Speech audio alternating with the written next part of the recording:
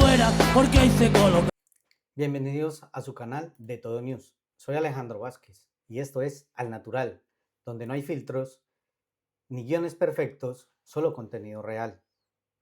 Un rincón de YouTube diseñado para conectar con lo que la verdad importa.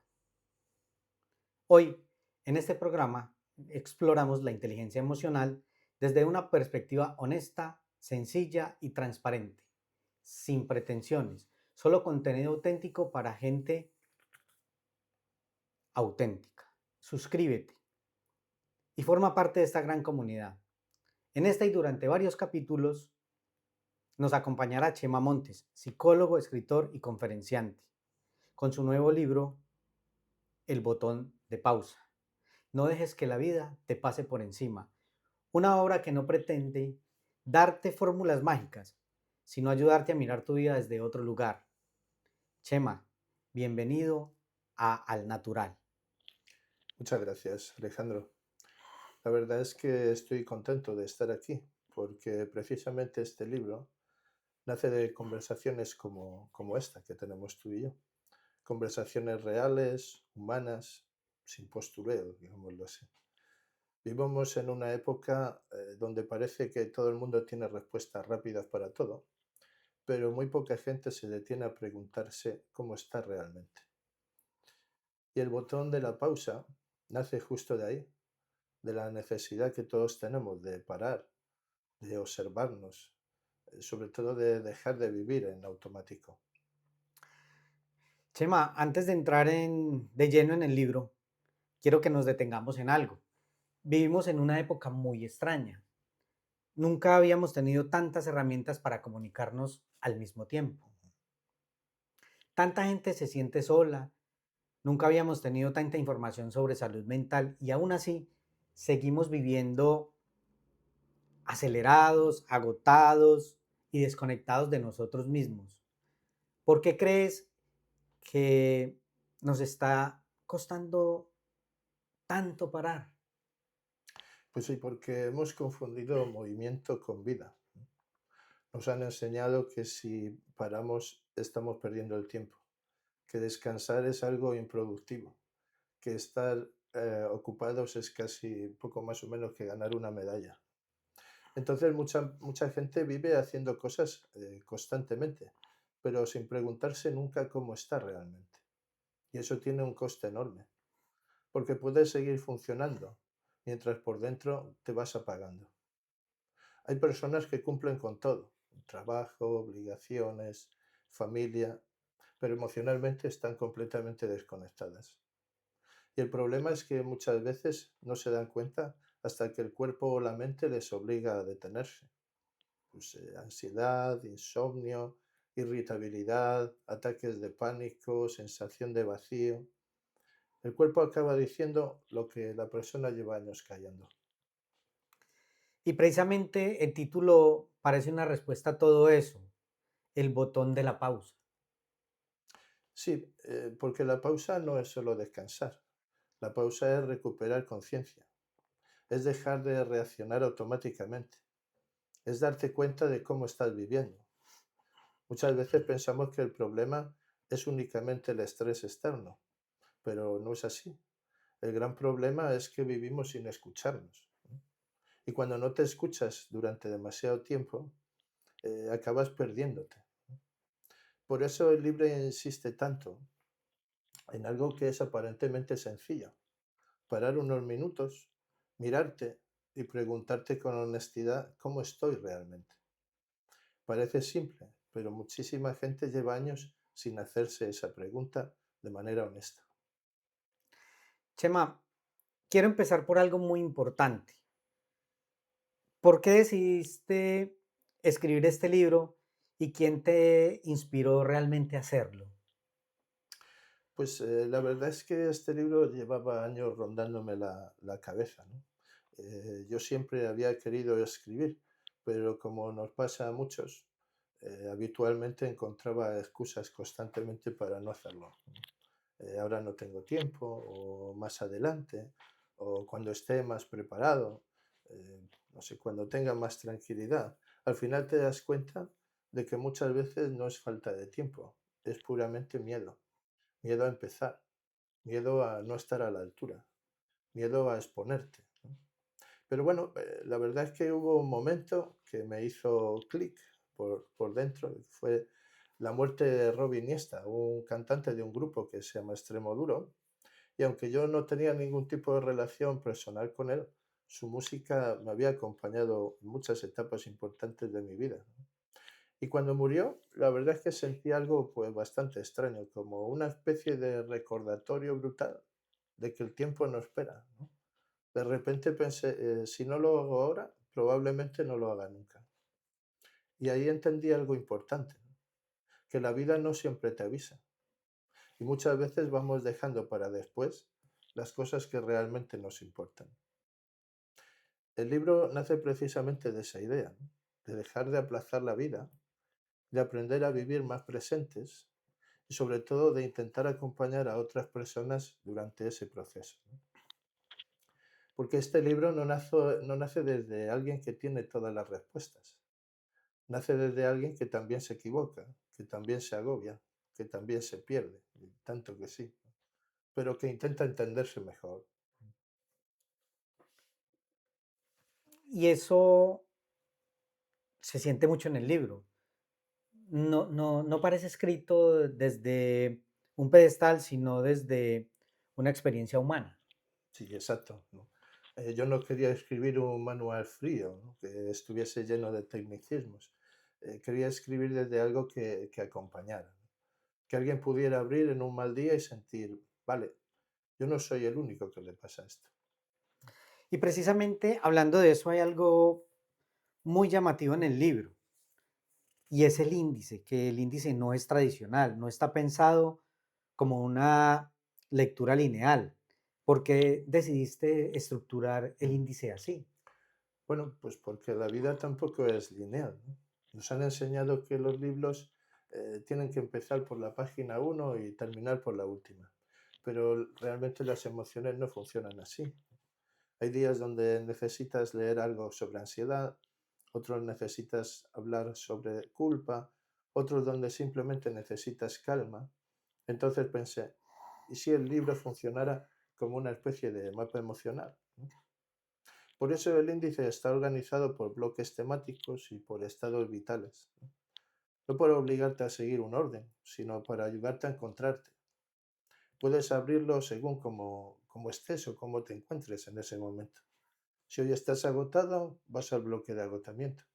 Si estás paralizado por el miedo, pues vas al bloque de ansiedad. Si te sientes perdido, pues puedes ir al bloque de sentido vital.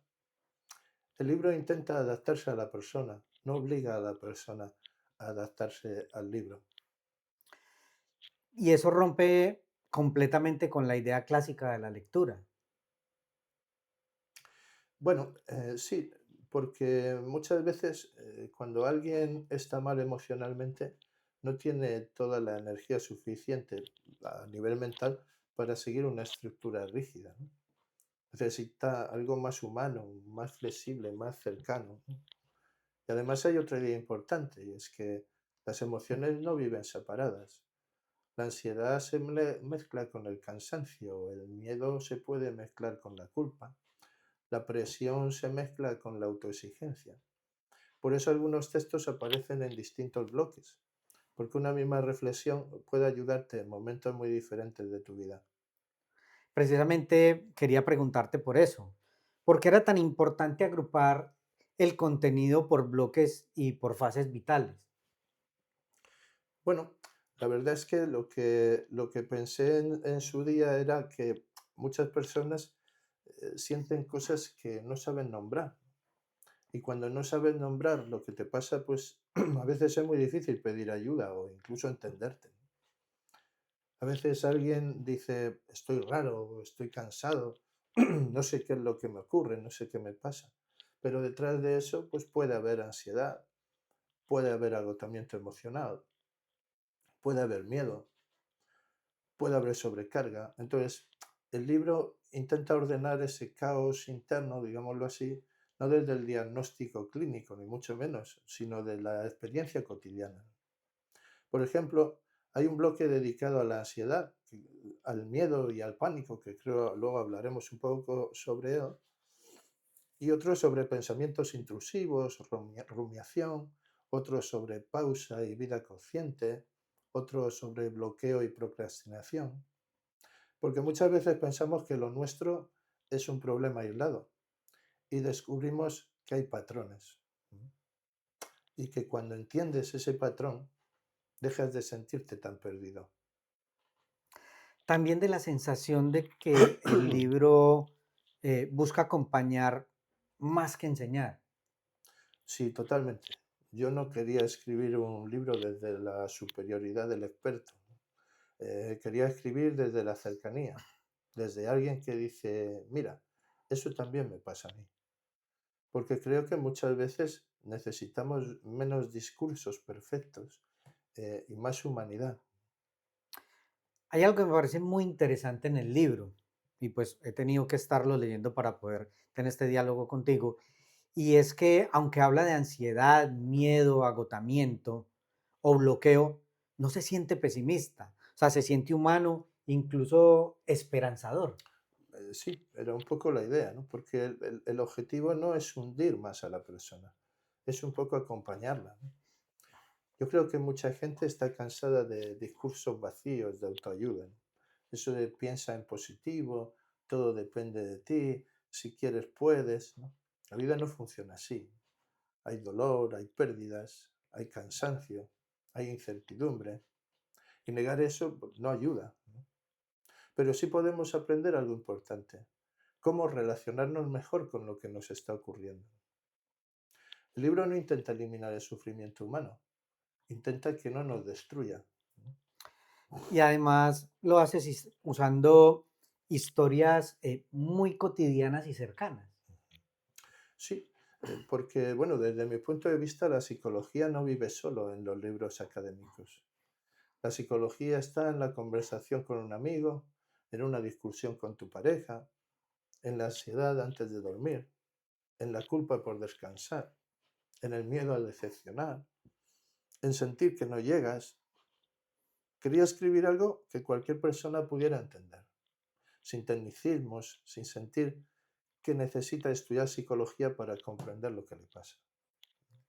Chema, ahora sí vamos a entrar en uno de los bloques más potentes del libro, en uno que probablemente muchísimas personas se van a sentir muy cercanas, el bloque de ansiedad, miedo y pánico. Hay algo curioso, los días dentro de este bloque no son consecutivos, no aparecen seguidos. ¿Por qué decidiste estructurarlo así? Bueno, tiene que ver un poco con la estructura general del curso, o sea, del libro, perdón. Porque la ansiedad tampoco aparece de forma ordenada, ¿no? No funciona como una línea recta. La ansiedad aparece, desaparece, vuelve, cambia de forma. A veces crees que estás bien y de repente vuelves al miedo. Otras veces piensas que el problema ya pasó y descubres que sigue escondido detrás de otro síntoma. Entonces quise que el libro reflejara un poco esa realidad, ¿no? La vida emocional no es limpia, no es perfecta, no sigue capítulos ordenados, ¿no? Además, cada día el libro nació de momentos distintos. Son reflexiones escritas desde estados emocionales reales, por mi parte. Por eso no quería forzar una continuidad artificial. Preferí que cada texto tuviera identidad propia, que pudiera leerse como una conversación independiente. Y eso también hace que el lector pueda entrar al libro desde cualquier punto. Exacto, así es. Porque hay días donde necesitas leer sobre pensamientos intrusivos, otros sobre culpa, otros sobre agotamiento, otros donde simplemente necesitas que alguien te recuerde que puedes parar. Háblanos de cada uno de esos días del bloque, ansiedad, miedo y pánico, la fortaleza de los vulnerables. Empecemos, por ejemplo, por el día 5. ¿Qué querías transmitir ahí? Bueno, ese capítulo nace de una idea muy peligrosa, en mi opinión, que tenemos culturalmente, ¿no? Y es creer que ser fuerte es aguantar solo. Muchísimas personas viven pensando, no puedo mostrarme vulnerable o no puedo preocupar a nadie, tengo que poder con todo. Y eso acaba rompiendo a la gente por dentro. En consulta la verdad es que eso es algo que veo habitualmente, ¿no? Con personas agotadas porque llevan años sosteniendo demasiado peso en silencio. Y ahí trato de explicar algo que en mi opinión es importante, ¿no? La resiliencia no es caerse. La resiliencia es permitir que alguien te ayude a levantarte. El día 10, lo que esperas no pasa, lo que pasa no lo esperas. Otro capítulo muy importante es ese día 10. Sí, ese texto habla sobre la obsesión humana por controlar la vida. Vivimos intentando anticiparlo todo. Queremos garantías, seguridad, certezas, pero la realidad es que la vida no funciona así. En muchas ocasiones sufrimos más por lo que imaginamos que por lo que realmente nos ocurre, ¿no? La ansiedad tiene mucho que ver con intentar controlar un futuro imposible de controlar. Y ahí aparece una idea central del libro: aprender a convivir con la incertidumbre, porque vivir es precisamente eso, no tener todas las respuestas. Claro. Hablemos ahora entonces del día 11, la estrategia del estante. Bueno, la verdad es que este es un capítulo que para mí tiene una carga emocional grande porque nace de una enseñanza de mi padre, ¿no? Habla de cuando la vida te desborda y cuando tienes tantos problemas encima de la mesa que te paralizas totalmente. Y muchas personas intentan resolver toda su vida de golpe, ¿no? Quieren arreglarlo todo mañana, salir del pozo de un solo salto, pero la mente no funciona así. Entonces aparece la metáfora del estante. No tienes que ordenar toda la habitación hoy, solo un estante, solo una pequeña parte. Porque muchas veces salir adelante no consiste en hacer algo gigantesco, consiste en hacer algo pequeño, pero de una manera sostenida. El día 12, el mito de la perfección. También aparece el perfeccionismo, algo muy presente hoy en día. Pues sí, muchísimo, la verdad.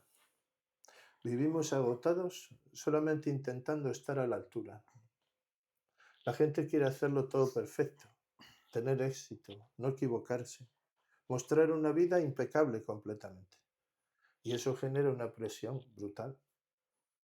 En ese capítulo hablo precisamente de cómo la perfección termina convirtiéndose en una cárcel para nosotros. Porque cuando necesitas hacerlo todo perfecto para empezar, acabas por no empezar nunca nada. Bueno, cansados de correr el día 15.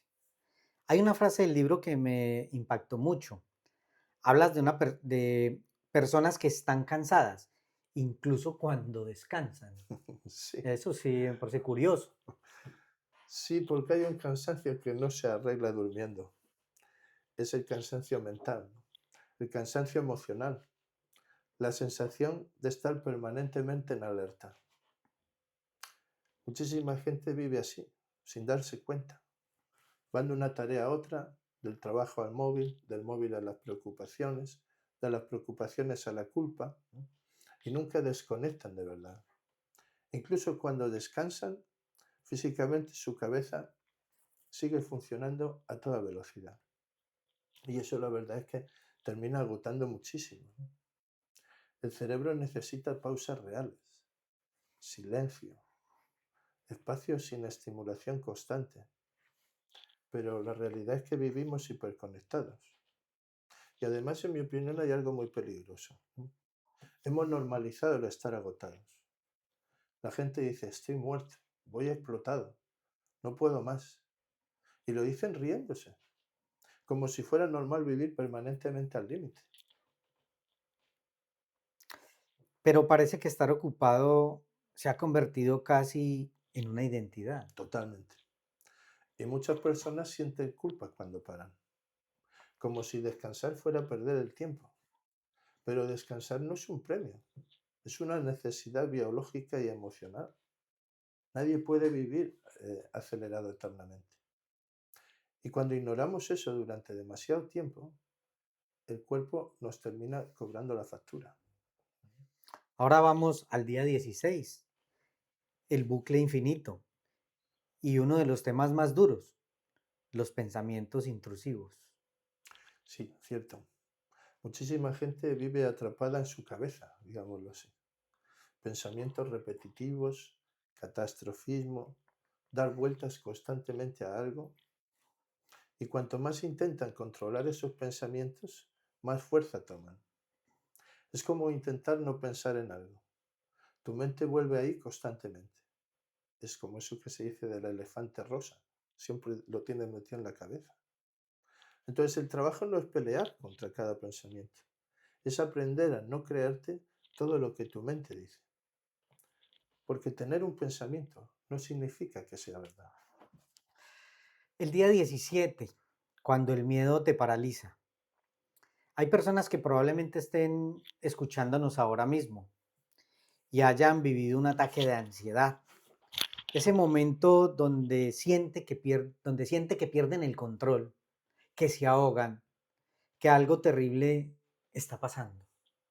Sí, y muchas veces lo viven completamente solos, ¿no? Con muchísimo miedo, claro.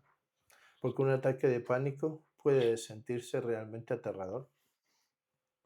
La persona siente taquicardia, mareos, sensación de ahogo, presión en el pecho y automáticamente piensa, me está ocurriendo algo grave, ¿no? Me estoy muriendo, me estoy volviendo loco, ¿no? Ese tipo de pensamientos automáticos. Pero lo importante es entender que el cuerpo está reaccionando como si existiera un peligro real, aunque realmente no exista, ¿no? El problema es que el miedo empieza a alimentarse del propio miedo. La persona se asusta de las sensaciones y cuanto más se asusta, más se activa el cuerpo. Y cuanto más se activa el cuerpo, más miedo siente. Al final eso se convierte en un círculo, que es lo que llamamos el círculo del pánico. Y supongo que entender eso cambia muchísimo las cosas. Muchísimo, cierto. Porque cuando entiendes lo que te ocurre, dejas de interpretar, vamos, cada sensación como una amenaza. Y eso reduce muchísimo el miedo secundario. Muchas personas no necesitan tanto eliminar las sensaciones como dejar de aterrarse por ellas. Y aquí hay algo importante. La ansiedad no significa debilidad, no significa que estés roto, no significa que seas menos válido. Significa que probablemente llevas demasiado tiempo sosteniendo más de lo que podías sostener. Chema, escuchándote hablar, hay una sensación muy clara, y es que este libro no intenta enseñarnos a ser perfectos, sino más conscientes. Exacto. Eso es un poco lo que busco. Yo creo que muchas personas pasan demasiados años intentando convertirse en alguien perfecto. Mientras tanto, se olvidan de ser humanos, ¿no? Y ser humano implica cansarse, implica tener miedo, implica dudar, implica bloquearse, implica necesitar ayuda, parar, ¿no? El problema no es sentir todo eso. El problema es creer que no debiéramos de sentirlo. Y ahí aparece muchísima culpa, muchísima autoexigencia, muchísimo sufrimiento innecesario. Por eso el libro insiste tanto en algo aparentemente simple, ¿no? Darte permiso para bajar el ritmo, porque la vida no siempre necesita que corras más. A veces necesita que te detengas un momento y que vuelvas a encontrarte. Claro que sí. Pero además, este libro transmite algo muy bonito, y que es que no hace falta resolver toda tu vida hoy. Ah, claro, exacto. Porque muchas personas se agobian intentando cambiarlo todo de golpe. Y eso genera más frustración. A veces avanzar consiste simplemente en dormir mejor esta semana, pedir ayuda, poner un límite, decir no puedo más, salir a caminar, respirar, llamar a alguien, dar un pequeño paso, pero sostenido. porque la transformación real casi nunca ocurre de forma espectacular. Ocurre lentamente, en decisiones pequeñas, cotidianas, silenciosas. Chema, ha sido una muy buena conversación, muy humana, muy necesaria. Gracias por acompañarnos hoy en Al Natural. Bueno, gracias a ti, Alejandro, y sobre todo gracias a la gente que escucha, ¿no? Ojalá este libro y estas conversaciones sirvan para que alguien se permita parar un momento y escucharse un poco más. Bueno, esto apenas comienza, Chema, porque en el próximo capítulo vamos a profundizar en los bloques 2 y 3, los pensamientos intrusivos, rumiación y diálogo interno, y también pausa, calma y vida consciente. Dos temas que estoy seguro que van a dar muchísimo de qué hablar. Así que ya saben, por favor denle like, suscríbase, activen la campanita y acompáñenos en este viaje emocional que estamos construyendo juntos. Por hoy esto fue Al Natural. Yo soy Alejandro Vázquez. Hasta la próxima.